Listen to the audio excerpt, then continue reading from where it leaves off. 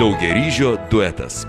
Ruošiant daugiaryžį su karališkomis krevetėmis, supjaustytos daržovės ir jūros gėrybės apkepinamos ant sviesto. Pirmiausiai apkepinami česnakai, tuomet svogūnai ir krevetės. Viską apkepus pilamas baltas vynas ir troškinama ant silpnos ugnies, kol ryžiai truputį suminkštės. Baigus ruošti daugiaryžį, patiekalas pagardinamas prieskoniais. Panašiai ruošiamas ir daugiaryžį su parmos kumpiu. Garnyrui keptuvėje išlydomas sviestas, kuriame trumpai apkepamos marinuotos šukutės. Jas uždeginame brendžiu. Paruošti žuvies gabaliukai puošiami tarkuoto laimo vaisiaus žievele. Garnyrui naudojamas parmos kumpis iškepamas orkaitėje. Padažui ant sviesto apkepami svogūnai ir grybai.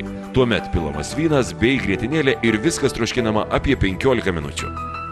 Paruoštas padažas sutrinamas, perkošiamas per sietelį ir pagardinamas prieskoniais.